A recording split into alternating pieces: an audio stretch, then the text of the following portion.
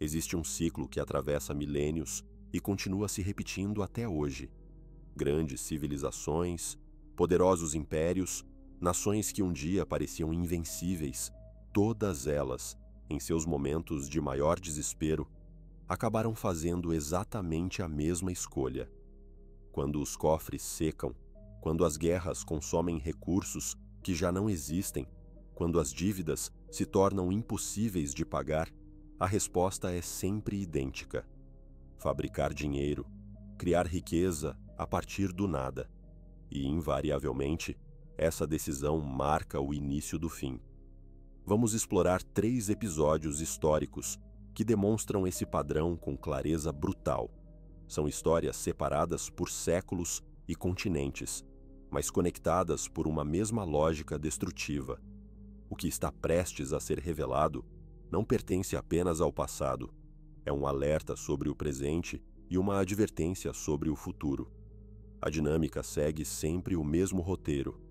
Uma crise se instala. Pode ser uma guerra, um colapso político, uma catástrofe econômica. O Estado precisa urgentemente de recursos, mas a arrecadação não dá conta. Elevar tributos provoca revolta popular. Tomar empréstimos encontra limites naturais. Então aparece a solução que parece mágica: aumentar a quantidade de moeda em circulação. Parece genial à primeira vista. Mais dinheiro significa mais capacidade de gastar, certo? O problema é que essa equação ignora uma verdade fundamental da economia. Dinheiro não é riqueza, é apenas uma representação dela. Quando se multiplica a representação sem multiplicar aquilo que ela representa, o resultado é inevitável. A moeda perde valor, os preços explodem, a confiança desaparece e a sociedade começa a se fragmentar. O mais perturbador é que cada líder que percorre esse caminho está convencido de que sua situação é especial. Acredita que seus conselheiros são mais competentes, que suas circunstâncias são únicas, que conseguirá administrar o processo de forma controlada.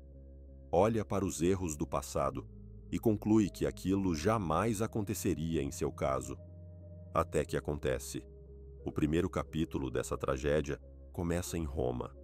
Durante séculos, o denário romano foi sinônimo de estabilidade e confiança. Feito de prata sólida, essa moeda circulava por todo o mundo conhecido. Mercadores a aceitavam sem hesitar. Famílias guardavam suas economias nela. Era possível sentir o peso do metal nas mãos, morder a moeda e verificar sua autenticidade. Representava algo tangível e real, mas sustentar o maior império da antiguidade custava fortunas inimagináveis. Legiões precisavam ser pagas mês após mês em dezenas de fronteiras diferentes. Estradas monumentais exigiam manutenção constante. Aquedutos, fóruns e edifícios públicos consumiam recursos sem parar, e Roma vivia permanentemente em conflito. Campanhas na Germânia, expedições contra os partos, pacificação da Britânia, repressão de revoltas na Gália. Cada guerra sugava o tesouro imperial. Chegou o momento em que a matemática simplesmente não fechava mais. Os impostos não bastavam para cobrir as despesas. Aumentar a tributação ameaçava provocar insurreições. Empréstimos externos não existiam na forma que conhecemos hoje. Diante desse impasse, os imperadores descobriram o que parecia ser uma saída brilhante. Passaram a reduzir secretamente a quantidade de prata em cada moeda. A alteração era sutil o bastante para não ser percebida imediatamente, mas suficiente para multiplicar o número de moedas que podiam ser cunhadas com o mesmo estoque de metal. Mais moedas significavam mais poder de compra para o Estado. Problema resolvido, ou assim pensavam. A degradação começou lenta e foi se acelerando ao longo das décadas. Nos primeiros anos do Império, sob Augusto, o denário continha aproximadamente 95% de prata pura. Era uma moeda sólida, respeitada, confiável. Mas cada sucessor raspava um pouco mais do metal precioso. No início do terceiro século, durante o governo de Caracalla, o teor de prata já havia despencado para a metade. A moeda mantinha a mesma aparência externa, carregava o mesmo selo imperial, mas seu valor intrínseco havia sido cortado pela metade. O processo só se intensificou nas décadas seguintes. Por volta de meados do mesmo século, sob Galieno, o denário continha menos de 5% de prata genuína. O que antes era uma respeitável moeda de metal precioso havia se transformado em uma peça de bronze com um verniz prateado. Os cidadãos não eram tolos. Percebiam que as moedas estavam mais leves, que o som delas ao cair havia mudado, que algo estava errado. Comerciantes começaram a pesar cada moeda antes de aceitá-la. Muitos passaram a rejeitar aquelas visivelmente degradadas. A inflação veio como consequência inexorável. Os preços subiram não porque os produtos tivessem ficado escassos, mas porque o meio de troca havia perdido substância. Uma medida de trigo, que custava uma moeda, passou a custar 2, depois 5, depois 10. A população perdeu a fé no dinheiro oficial e começou a exigir pagamento em mercadorias, em ouro ou em moedas estrangeiras de melhor qualidade. Qual foi a resposta do governo diante dessa crise de confiança? Produzir ainda mais moeda degradada.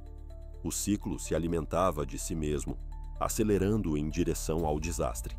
As economias regionais começaram a regredir ao escambo primitivo. Agricultores trocavam grãos diretamente por ferramentas. Artesãos negociavam seus produtos por alimentos. O sofisticado sistema monetário que havia integrado o império estava se desintegrando em trocas elementares. As consequências se espalharam por toda a estrutura imperial. Soldados que não recebiam pagamentos dignos se amotinavam ou desertavam. Cobradores de impostos viam suas arrecadações perderem valor antes mesmo de chegarem a Roma. Governadores provinciais administravam territórios incapazes de contribuir com o tesouro central. A crise atingiu seu ápice no período que os historiadores denominam crise do terceiro século. Entre os anos 235 e 284, o império mergulhou em 5 décadas de caos absoluto. Quase 50 imperadores assumiram o poder nesse intervalo, e a maioria morreu assassinada poucos meses após subir ao trono. Epidemias devastaram províncias inteiras. Tribos germânicas pressionaram as fronteiras. Guerras civis explodiram enquanto generais disputavam o controle. Por trás de toda essa turbulência política, havia uma realidade simples e devastadora. O dinheiro havia quebrado. E quando a moeda colapsa, tudo o mais desmorona junto. Nenhuma estrutura de poder sobrevive apoiada em uma base oca.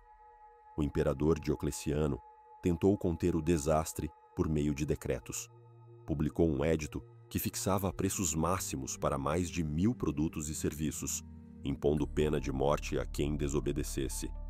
O resultado foi um fracasso completo. Não se pode legislar valor para uma moeda que já perdeu toda a credibilidade. O mercado negro floresceu, o comércio oficial entrou em colapso e a população aprendeu na prática que nenhuma lei consegue ressuscitar uma moeda morta.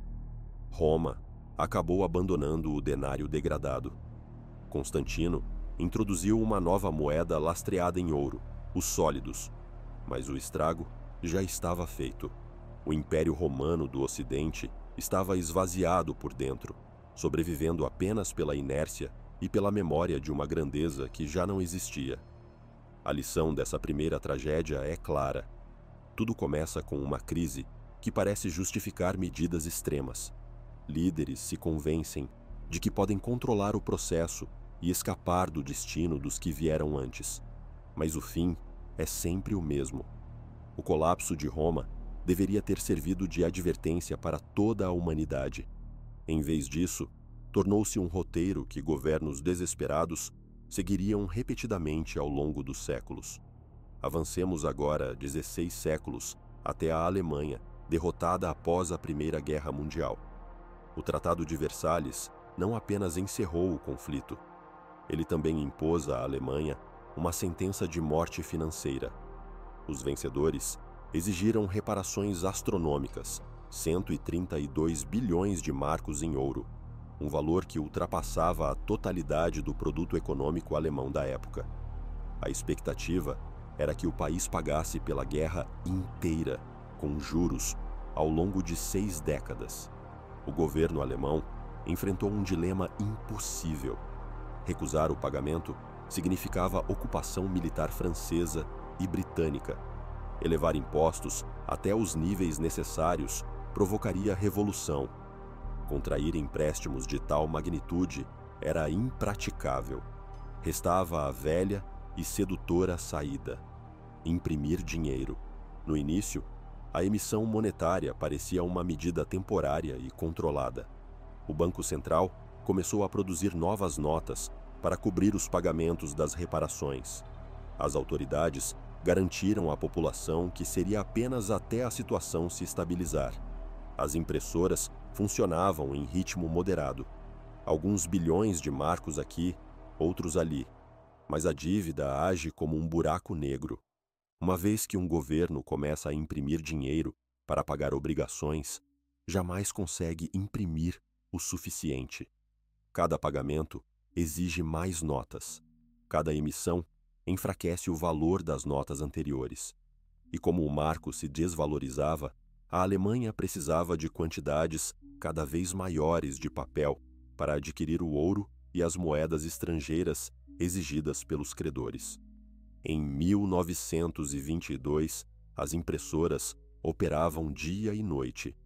O Banco Central empregava turnos completos apenas para operar as máquinas. Gráficas de todo o país foram contratadas para ajudar a suprir a demanda. O Estado fabricava dinheiro mais rápido do que conseguia contar. Os números ultrapassaram qualquer parâmetro de normalidade. No início daquele ano, $1 americano comprava 300 marcos. Em julho, 800. Em dezembro, 7.000. A moeda não estava apenas se desvalorizando. Estava em queda livre, rumo à extinção. Trabalhadores passaram a exigir pagamento 2 vezes ao dia, porque o salário da manhã já não comprava nada à noite. Restaurantes atualizavam cardápios a cada hora. Comerciantes abandonaram etiquetas impressas e passaram a escrever preços em lousas que precisavam ser apagadas e reescritas várias vezes por dia. Mas o verdadeiro colapso ainda estava por vir. Em 1923, a hiperinflação alcançou proporções que pareciam saídas de um delírio. Os preços não apenas subiam, explodiam exponencialmente. Um pão que custava $1 marco em 1919 passou a custar 12 em 1921. Em meados de 1923, o mesmo pão custava 3.000 marcos. Em setembro, 2 milhões. Em novembro, mais de 200 bilhões. Cidadãos empurravam carrinhos de mão, abarrotados de cédulas, para fazer compras básicas. Crianças brincavam com pilhas de dinheiro, pois o papel valia menos que brinquedos de verdade. Famílias forravam paredes com notas, porque saía mais barato que comprar papel de parede. O marco alemão se transformou em símbolo de humilhação nacional. Uma piada cruel, impressa em papel sem valor. O custo humano foi devastador. Economias acumuladas durante vidas inteiras desapareceram da noite para o dia. Aposentados que haviam trabalhado por décadas se viram reduzidos à miséria. A classe média alemã, espinha dorsal da sociedade, foi completamente aniquilada. Suas poupanças, seguros e títulos governamentais viraram números vazios. Enquanto isso, aqueles que compreenderam o que estava acontecendo conseguiram se proteger. Os mais ricos converteram seus marcos em moedas estrangeiras, ouro ou imóveis antes que fosse tarde. Industriais quitaram dívidas enormes com papel desvalorizado e emergiram da crise livres de obrigações e ainda com seus bens intactos. Especuladores estrangeiros adquiriram empresas alemãs por valores simbólicos, às vezes pelo equivalente ao preço de uma refeição. A hiperinflação produziu uma transferência brutal de riqueza, dos poupadores para os devedores, da classe média para as elites, dos cidadãos comuns para investidores internacionais. Não destruiu apenas o dinheiro, destruiu o tecido social que mantinha a nação coesa. A confiança evaporou. Valores tradicionais desmoronaram. A crença de que trabalho árduo e poupança trazem recompensa se revelou uma ilusão cruel. No vácuo deixado pelo colapso econômico, o extremismo encontrou terreno fértil. Quando as pessoas perdem tudo o que construíram, quando veem seu próprio governo arruinar suas vidas através de manipulação monetária, tornam-se desesperadas por culpados e por salvadores. Passam a ouvir com atenção líderes radicais que oferecem explicações simples e promessas de restauração. Foi exatamente isso que aconteceu. Durante o período mais agudo da hiperinflação, as filiações ao Partido Nazista dispararam. A tentativa de golpe em Munique, em novembro de 1923, ocorreu justamente no ápice do colapso monetário. O golpe fracassou naquele momento, mas as sementes estavam plantadas. Quando o dinheiro de um povo perde todo o valor, a democracia deixa de parecer prioridade. Torna-se um luxo que ninguém mais consegue sustentar. A Alemanha só se estabilizou com a introdução de uma nova moeda lastreada em ativos reais. A hiperinflação terminou tão abruptamente quanto havia começado, mas os danos eram irreversíveis. Uma geração inteira aprendeu da forma mais dolorosa que governos mentem sobre dinheiro, que economias são frágeis e que sistemas políticos não protegem ninguém da destruição financeira. Esse trauma moldou a política alemã por décadas, influenciou as reações do país nas crises seguintes e definiu sua abordagem monetária após a Segunda Guerra Mundial. Ainda assim, o mundo parece não ter assimilado essa lição. O mesmo erro seria repetido inúmeras vezes, em lugares diferentes, sob circunstâncias variadas. Porque quando a crise se instala e governos enfrentam escolhas impossíveis, a tentação de imprimir dinheiro sempre prevalece. O terceiro ato dessa tragédia não acontece na antiguidade nem em tempos de guerra mundial. Acontece na África contemporânea. No início dos anos 2000, o Zimbábue era uma nação funcional. Possuía moeda estável, agricultura produtiva, economia em crescimento. Era conhecido como o celeiro do sul do continente, exportando alimentos para países vizinhos. 2 décadas depois, o país se tornaria sinônimo de hiperinflação tão absurda que crianças usavam notas de trilhões como brinquedo. Este não era um caso de história antiga ou de circunstâncias excepcionais de guerra. Era o século XXI, com toda a suposta sabedoria econômica acumulada pela humanidade. E ainda assim, o Zimbábue conseguiu destruir completamente sua própria moeda, a ponto de abandoná-la e adotar moedas estrangeiras apenas para manter o país minimamente operacional. Tudo começou com políticas que devastaram o setor agrícola. A produção despencou, as exportações desapareceram e o governo passou a enfrentar déficits orçamentários crescentes. O cenário era familiar: crise instalada, cofres vazios, Estado desesperado. O mesmo roteiro que havia destruído Roma e a Alemanha começava a se repetir. E mais uma vez, os líderes se convenceram de que sua situação era diferente, que imprimir dinheiro não seria um erro, mas uma solução. Sob o comando do presidente, o governo começou a emitir novos dólares zimbabuanos para cobrir o buraco nas contas públicas. No início, parecia inofensivo. Alguns bilhões aqui, outros ali. O suficiente para pagar funcionários e manter as aparências. Mas imprimir dinheiro para tapar déficits orçamentários é como beber água salgada para matar a sede. Traz alívio momentâneo, mas agrava exponencialmente o problema. Cada nova leva de notas diluía o valor das anteriores. À medida que os preços subiam, o governo precisava de mais dinheiro para adquirir os mesmos bens. As impressoras aceleraram. Em 2003, a inflação já alcançava 3 dígitos. Em 2006, ultrapassava 1000% ao ano. E em 2008, o país mergulhou em uma hiperinflação tão severa que os economistas não conseguiam medi-la com precisão.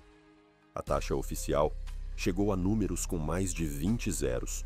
O padrão nunca muda. Apenas os nomes e as datas são diferentes. Imperadores romanos acreditavam poder diluir a prata indefinidamente. Políticos alemães pensavam que poderiam imprimir sua saída das reparações de Versalhes. Líderes africanos se convenceram de que estavam construindo uma economia nova. E toda vez, a história terminou da mesma forma. A moeda morreu, a população sofreu e as estruturas de poder se desfizeram. O que torna o momento presente especialmente alarmante é a escala do fenômeno. O colapso romano foi regional, o alemão foi nacional, o zimbabuano foi local. Mas hoje, vivemos em um mundo onde todas as principais economias operam com moedas fiduciárias, sem lastro em nada tangível, sustentadas apenas por promessas e confiança. Bancos centrais imprimem dinheiro de forma coordenada ao redor do planeta. As dívidas públicas são agora medidas em dezenas de trilhões. Quando o próximo colapso monetário vier, não ficará confinado a um país ou continente. Será global. Os sinais estão visíveis em toda parte. Governos emitindo trilhões a cada nova crise. Níveis de endividamento que teriam horrorizado gerações anteriores. Inflação ressurgindo após décadas de aparente controle. O mesmo desespero, as mesmas justificativas, a mesma convicção de que desta vez é diferente. A história talvez não se repita nos mesmos termos exatos, mas quando suas lições são ignoradas, ela cobra seu preço da mesma maneira.